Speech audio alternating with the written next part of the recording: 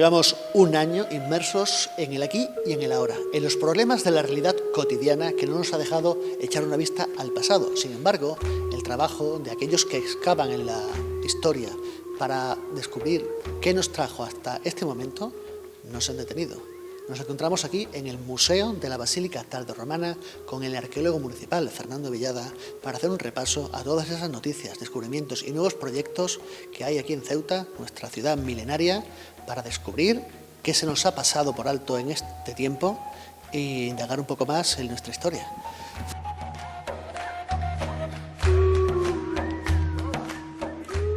A lo largo de este año y medio de larga pandemia, el trabajo de investigación, el trabajo que lleváis a cabo, no se ha detenido prácticamente nunca, tengo entendido, y me gustaría saber cuáles han sido los últimos descubrimientos, los últimos hallazgos, si cabe, las novedades dentro de la arqueología de Ceuta. Efectivamente, a pesar de las circunstancias en las que hemos tenido que trabajar, que han sido pues, muy complicadas como para todos nosotros, el trabajo no se ha detenido, ni en la faceta de la investigación, ni en la faceta de la excavación. Durante este año prácticamente se han llevado a cabo casi una decena de excavaciones diferentes, de muy distinta entidad, una amplia, otra simplemente unos seguimientos, pero ya te digo, no ha habido una pausa en ese trabajo. Y además, el haber tenido estas circunstancias en las que la construcción no avanzaba al mismo ritmo que antes, pues ha permitido también recuperar algunos trabajos, algunos estudios de materiales que no podíamos afrontar en fechas pasadas.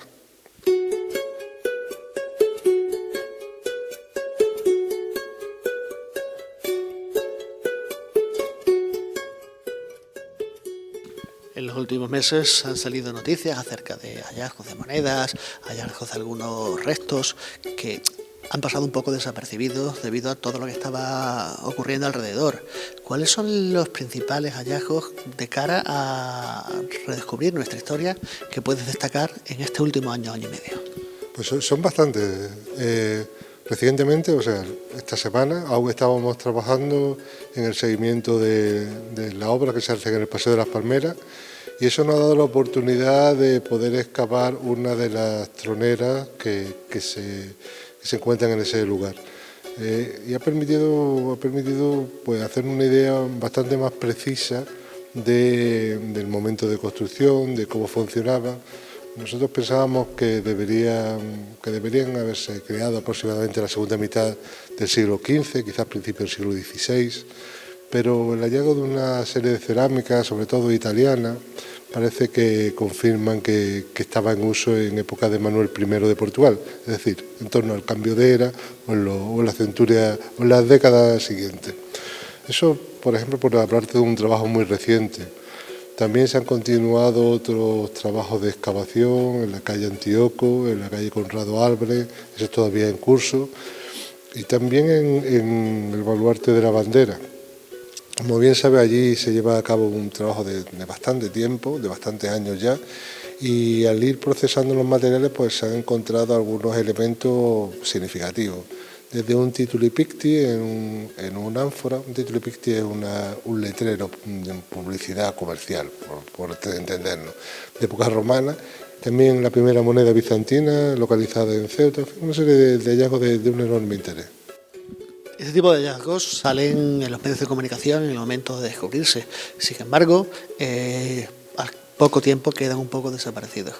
Ya habéis hablado de un centro de interpretación, pero recientemente se ha hablado de la posibilidad o de la deuda que quizás se tiene con Ceuta y con los propios ceutíes de poder exponer este tipo de hallazgos en un museo. ¿Se trabaja en algún proyecto del que tú tengas constancia para hacer en un plazo razonable, efectivo, ese museo o esa zona donde se pueda exponer y sacar a la luz al público todos estos descubrimientos? Me consta que en la consejería hay esa preocupación y que es algo que tienen presente. Lo que pasa es que crear un museo no es una tarea fácil, requiere un tiempo de preparación, requiere en primer lugar una ubicación adecuada, después la construcción, la rehabilitación del edificio y luego un tiempo para poder diseñar adecuadamente ese espacio. En este Museo de la Basílica que estamos, por ejemplo, uno puede pasear y puede pensar que casi todo es un poco casual, que se hizo en una tarde. Recuerdo que solo aquí estuvimos trabajando más de 3 años antes de poderlo abrir. Me refiero una vez terminado el edificio. Y es cierto lo que plantea, es un poco esa idea que intentaba transmitir el otro día cuando hablaba en la presentación de la conferencia de la reforma del Museo Arqueológico Nacional, y es el hecho para mí bastante extraño de que mientras que las piezas de Ceuta son valoradas de forma muy importante fuera de nuestra ciudad, pueden ir a cualquier museo del mundo y no desmerecen, no son mejores que el resto, pero tampoco son peores, o sea, se eligen por eso, que luego cuando regresan a nuestra ciudad tengan que ir a un almacén donde no pueden contemplarse por el público, donde no pueden disfrutarse por los ceutíes, a mí me causa bastante desazón, no lo acabo de entender muy bien. Es decir, si Ceuta tiene una potencia tal en ese ámbito, ¿por qué no la usamos? Sería algo tan paradójico, si me permite, esto que es casi una broma, ¿no? Como si tuviéramos a un jugador de fútbol aquí que no tuviera sitio en el equipo local y sin embargo fuera llamado a la selección nacional, donde jugaba y donde no desmerecía del resto de sus compañeros. Yo creo que todo el mundo lo pensaría que era extraño, ¿no? No es normal. Eso es un poco lo que hay detrás de esas palabras que expresé el otro día y que, como sabes, son una realidad compartida por otros compañeros en el Instituto de Estudios Ceutíes, que además le incluyeron como uno de los puntos que intentarían promocionar la Junta Rectora que tomó el gobierno de esta institución hace un par de años. Claro, nadie concebiría tener el Partenón o tener el Coliseo de Roma en un almacén. Ceuta está intentando potenciar la visita turística como parte de nuestra nueva economía. ¿Consideras que la arqueología de Ceuta tiene suficiente fuerza como para ser otro músculo de cara a atraer a turistas? No es que lo considere yo, es que hay muchas personas que vienen a la ciudad y compañeros profesionales que vienen a Ceuta a ver las cosas que se están haciendo en la ciudad, a ver un poco los nuevos espacios que se ponen en valor, que se abren al público. Es decir, que tienen un atractivo indudable, no porque lo crea yo, sino porque es así. Otra cosa que pensemos que cientos de miles de personas van a elegir Ceuta como destino turístico por la arqueología. Eso no va a pasar. Pero sí es verdad que pueden contribuir y puede poner su parte en un tipo de turismo especializado, en un tipo de turismo además que tiene generalmente un poder adquisitivo bastante alto y que luego tiene una repercusión, tiene una revalorización de otros sectores productivos de la ciudad. En ese sentido creo que sí podemos contribuir, ya digo que no solucionar ni mucho menos impulsarlo únicamente por estos temas culturales, pero quizás sí se podía poner un granito de arena para crear algo de empleo en esta ciudad y para crear algo de dinámica económica que permita pasar este mal momento que estamos viviendo. Si tuvieras que recomendarle a cualquier amigo, cualquier persona que viniera fuera de Ceuta y tuvieras la capacidad para enseñársela de estas piezas que están ocultas, ¿qué le recomendarías que viese? Pues me es prácticamente imposible elegir, porque hay tantas y de tanta calidad que la pregunta sería quizás al contrario. Yo le preguntaría en qué estás interesado, qué periodo de la época te apetece ver más, de qué momento querrías ver algunas piezas destacadas, porque afortunadamente el asunto en Ceuta es que esta riqueza arqueológica no es solamente en que tengamos piezas de algún periodo o algunas piezas destacadas, sino que prácticamente de todos los periodos hay algo importante a enseñar. Imagina que me dijese, me gusta el mundo prehistórico, hay Penzú, el abrigo, la cueva, esos cientos de miles de piezas que han salido, ese lugar que tiene un entorno paradisiaco. Imagínate que alguien hablase sobre el mundo fenicio, por ejemplo. Hay un yacimiento en la catedral, tiene unas piezas singulares, hay cerámica griega, hay el primer grafito, la primera letra que se conoce en esta ciudad. Imagínate que hablase de época romana y viniésemos a este museo o fuésemos a ver los materiales que se conservan de este periodo, donde hay toda esa riqueza de arqueología subacuática que está referida a este momento. Y si hablásemos de época medieval islámica, bueno, las colecciones de cerámica de Ceuta son algunas de las más importantes en muchos kilómetros a la redonda, pero es que no son solamente cerámicas, es que hay capiteles, hay maderas policromadas, etcétera, etcétera. Y aún más, si te refieres a momentos más cercanos, la colección de época portuguesa, la colección de la Edad Moderna, empieza a ser notable. Es decir, que lo difícil sería saber qué elegir concretamente para enseñar. Una colección que estás describiendo prácticamente de ensueño. Volvemos un poco a los últimos descubrimientos, has mencionado algunos. ¿Se nos queda alguno en el tintero especialmente significativo que recordar que se ha descubierto en este año y pico de pandemia? Pues mira, te voy a adelantar algo que todavía no hemos dado a conocer porque no ha sido confirmado hasta fechas muy recientes. Y es un hallazgo que es curioso y creo que llamará la atención.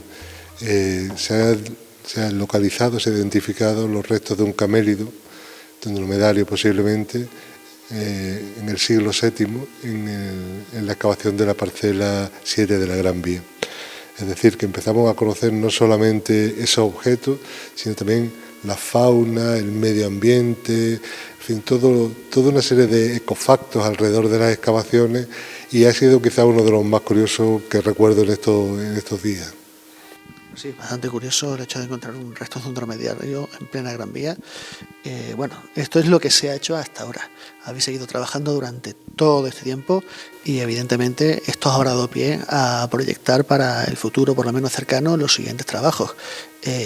¿Qué proyectos hay para enero, febrero, para este año o para los próximos años que pensáis que van a dar resultados importantes dentro de poco? Pues yo concretamente estoy trabajando ahora intensamente en el proyecto de rehabilitación del baluarte de la bandera.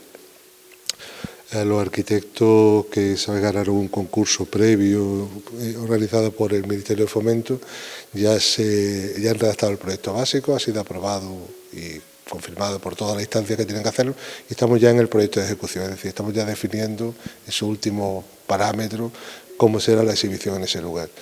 Una vez que el proyecto de ejecución esté redactado, que es lo que trabajamos ahora, como te digo, quedará pues licitarlo y ya ejecutarlo realmente. Así que en los próximos 2-3 años yo creo que estaremos muy centrados en esa zona de la ciudad, en el baluarte de la bandera.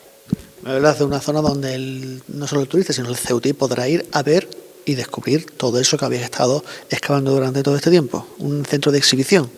Efectivamente, César, se trata de intentar recuperar ciudad para los ceutíes. A mí me parece estupendo si además sirve para incrementar temas como el turismo o cualquier otra circunstancia. Pero yo creo que hay que recuperar ciudad para los ceutíes. Me refiero como ceutíes a los habitantes de esta ciudad, no que nazcan o no nazcan aquí, me da igual, quienes vivimos en este espacio. Y yo creo que es un poco lo que se ha hecho en estos años.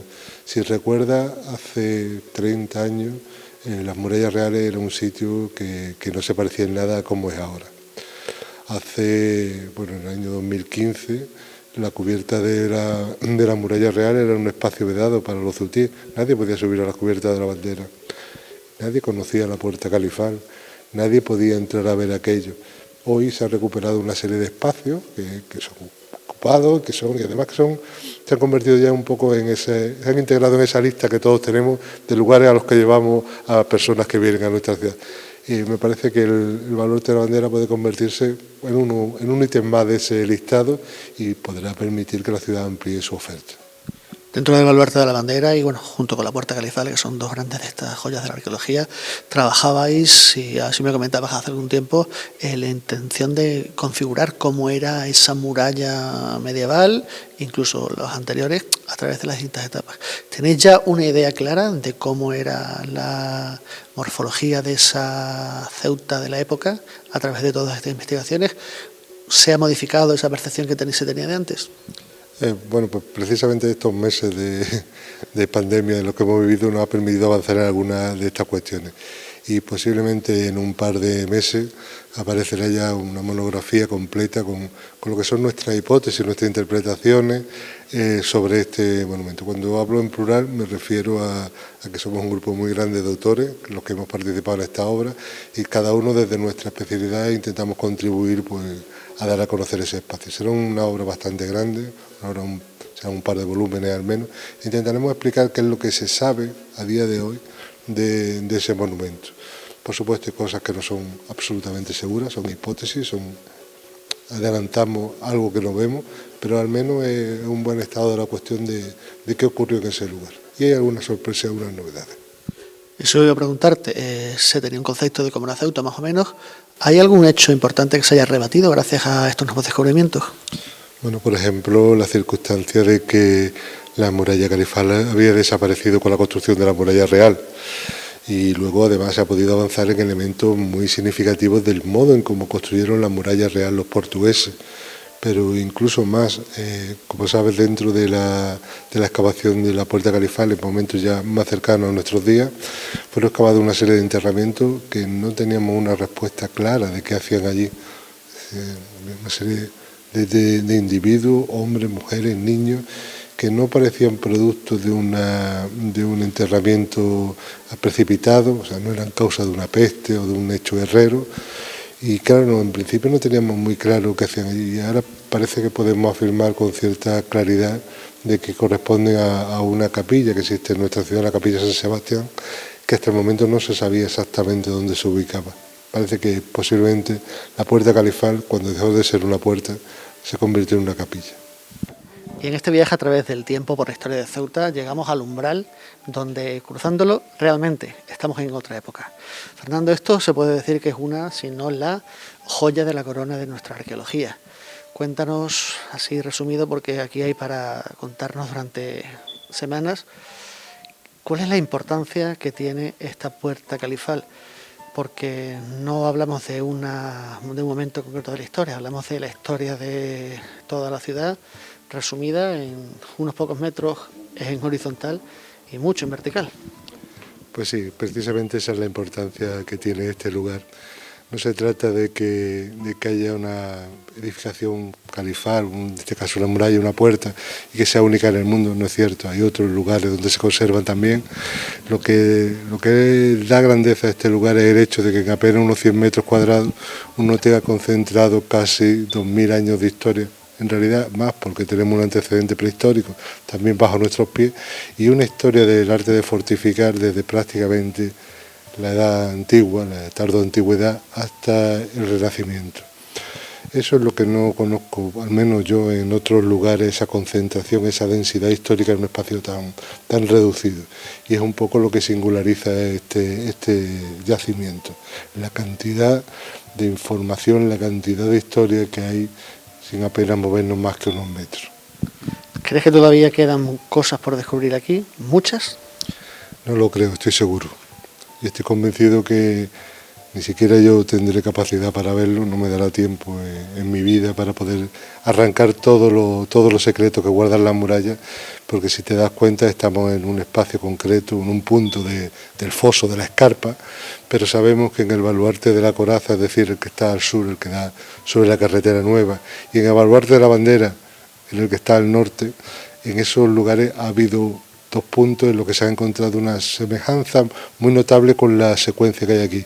Y todo eso nos hace pensar que en los espacios intermedios seguro que esa dinámica se mantiene.